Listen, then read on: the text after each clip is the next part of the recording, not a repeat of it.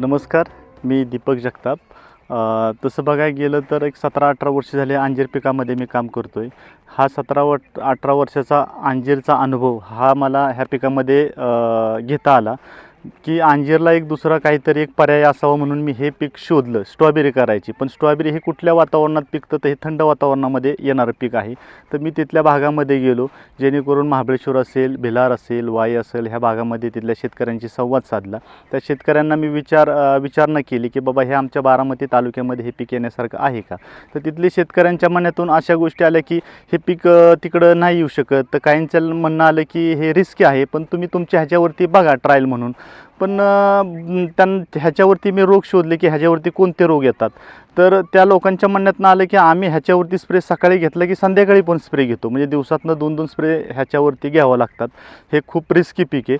पण म्हटलं बघावं तर आपल्या भागात हे पीक येतं आहे का, म्हणून एक ट्रायल बेसवरती एक 10 पांडावरती मी ही विंटर नावाची व्हरायटी केली. ह्या 10 पांडामध्ये एक 10,000 रोपांची लागवड केली.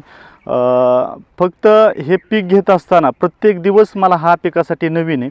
सुरुवातीला लागवड केल्यापासून मी आज अंजीर पीक करतो, त्याच्यामध्ये पीक घेताना कोणतेही पीक असू द्या की त्याच्या पानावरती तुम्ही अभ्यास करा, म्हणजे पानांवरती कोणती कमतरता येते ह्याच्यावरती हे मला सवय लागल्यामुळं हे पीक मला थोडंसं सोपं गेलं की ह्या पानांमध्ये खतं असतील, NPK असतील, मायक्रोन्यूट्रिएंट असतील, ह्याच्या कमतरता असतील, ह्याच्यावरती थ्रिप्स असतील, ह्याचा मर असेल, ह्याच्यावरती माइट्स असेल, म्हणजे ह्याच्यावरती कोणते स्प्रे घेतले पाहिजे की निसर्गाला ओळखून ही शेती केली गेली पाहिजे.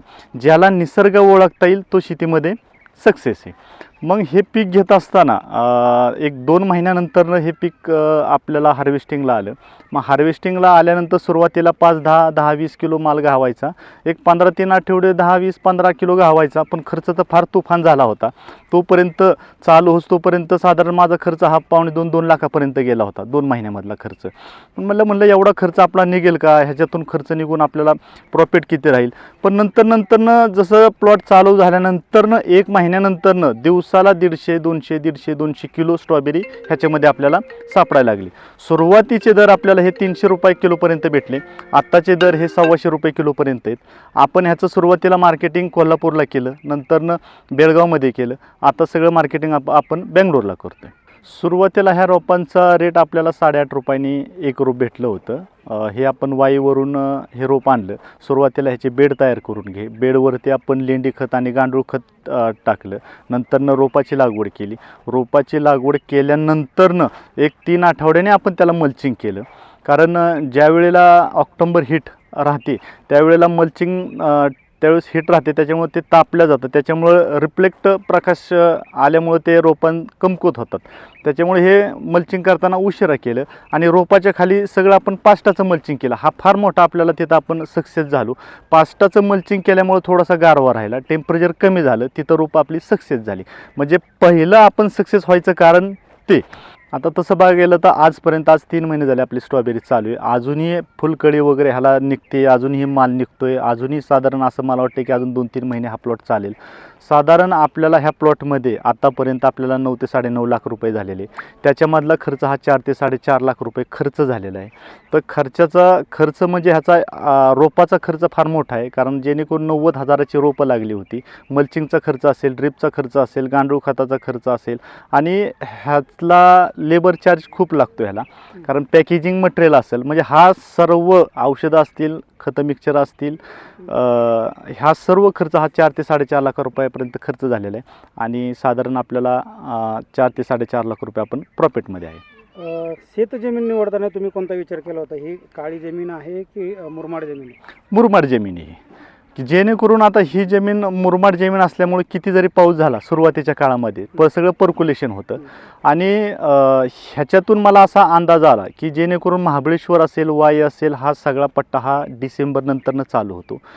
जितक्या लवकर आपण स्ट्रॉबेरी करू तितक्या लवकर रेट चांगले असतात. मला असं वाटतं की चालू वर्षीपेक्षा आता पुढल्या वर्षी मी ज्यावेळी स्ट्रॉबेरी करेल 1 महिना अजून अगोदर करणार, कारण त्या भागामध्ये पावसाचं प्रमाण जास्ती असतं, त्याच्यामुळे त्यांना स्प्रेचं शेड्यूल तिथं जमत नाही. आपल्याकडे पावसाचं प्रमाण कमी असतं, त्याच्यामुळे आपल्याकडे स्प्रेचं प्रमाण शेड्यूल जुळेल. बऱ्याचशा लोकांचा असा समज असेल की आपल्या भागामध्ये स्ट्रॉबेरी येत नाही, पण खूप उत्कृष्ट स्ट्रॉबेरी आलेली. आपल्याबरोबरचे जे प्लॉट चालू होते काही शेतकऱ्यांचे तिथे संपत आलेले आहेत, पण मला असं वाटतं की आत्ताच हा प्लॉट चालू झालेला आहे. म्हणजे एवढं ह्या प्लॉटमध्ये अजून तेज आहे, एवढा माल लागला आहे, एवढी फुलकळी निघते, म्हणजे प्रत्येक दिवस ह्या स्ट्रॉबेरीसाठी नवीन आहे. निश्चित हे स्ट्रॉबेरी पीक परवडण्यासारखं आहे, पण फक्त त्याला थोडा खर्च आहे. कोणत्या महिन्यात तुम्ही लागवड केली होती सध्या? ऑगस्ट महिन्यामध्ये लागवड केली होती आपण. चालेल. एकंदरीत जर शेतकऱ्यांनी हा पीक घ्यायचं म्हटलं तर तुम्ही त्यांना काय सल्ला द्याल? हे पीक खूप चांगलं पीक आहे, कारण कसं होतं की आज 10 पांडा क्षेत्रामधनं आज 4.5 लाख रुपये आपल्याला एक 5 ते 6 महिन्या कालावधीमध्ये राहतात. की असं कोणतंही पीक नाही आहे की आपल्याला, जर आता तसं बघायला गेलं तर बारामती पट्टा हा ऊसाचा पट्टा म्हणून खूप प्रमाणात ओळखला जातो. आणि तसं बघायला तर एकरामध्ये ऊसाचं 1.5 ते 2 लाख रुपये एकरी होतात, पण त्याला 17 ते 18 महिने जाऊन द्यावं लागतं. हे थोडंसं कष्ट आहे, ज्याची कष्ट करण्याची तयारी असेल. मी नवीन मुलांना सांगू इच्छितो की तुम्ही जर व्यवस्थित शेतीला एक व्यवसाय म्हणून जर पाहिलं तर शेतीमध्ये खूप आपल्याला परवडू शकतं.